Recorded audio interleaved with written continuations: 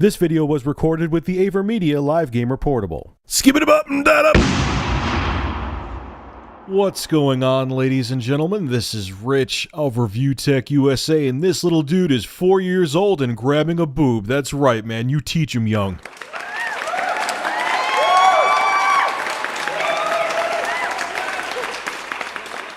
So I kind of said this in the past before, but I am not a game designer, software engineer, hardware engineer, so I wasn't going to go on and on about it, but John Carmack can.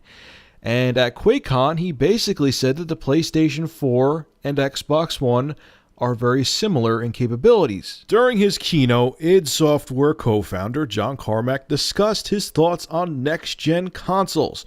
But rather than contrasting the possible differences between the PlayStation 4 and Xbox One, Carmack says the two devices are essentially the same. Here's what he had to say on it. It's almost amazing how close they are in capabilities, how common they are. I haven't gone into rigorous benchmarking, but they're very close and they're both very good. But he isn't as thrilled with the Kinect 2.0. This is what he had to say on that, and it's awesome.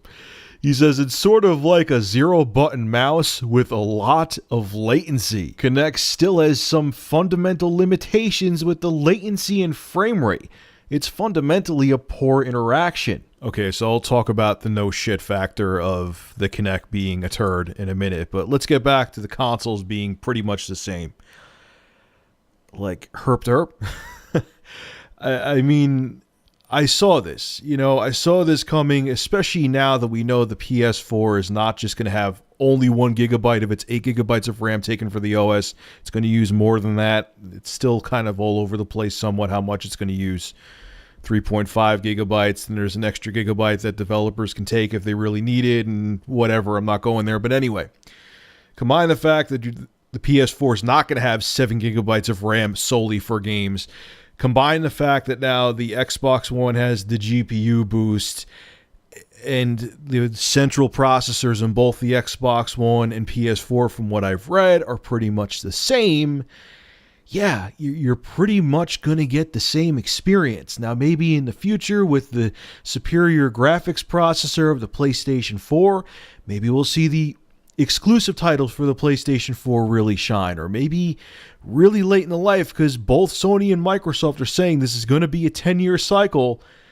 Maybe 8 years in, we'll see them really take that little extra power that the PS4 has, and we'll see a better game or a better multiplat on the PS4. Maybe. But really, at the end of the day, they're pretty much the same system. Don't listen to me. Listen to John Carmack. He's been doing this for a little while. I think he knows what he's talking about. I'm not saying he's perfect. A perfect example of him not being perfect is that he put all his eggs into the Rage basket, and honestly, that game to me was meh at best. But I think the guy, when it comes to hardware and programming and being a software engineer and a developer, knows what he's talking about. Now, when it comes to him poo-pooing all over the Kinect 2.0, I'm so happy that he did that, because Microsoft was trying to make it like it was leaps and bounds over the original Kinect, like one-on-one, you move your hand, it moves with you. It's going to change gaming, just like they said about the original Kinect, and most people regretted their purchase.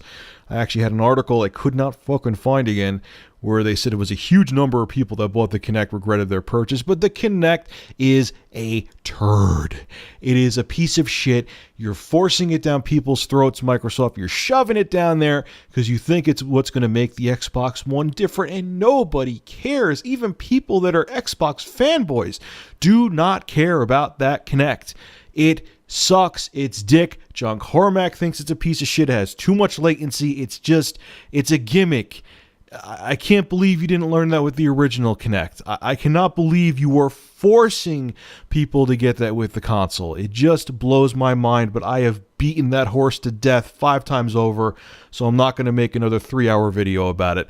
I'm going to shut up right now. Anyway, folks, make sure to rate, comment, favorite, and subscribe. And as always, thank you for supporting Review Tech USA. Have a good one.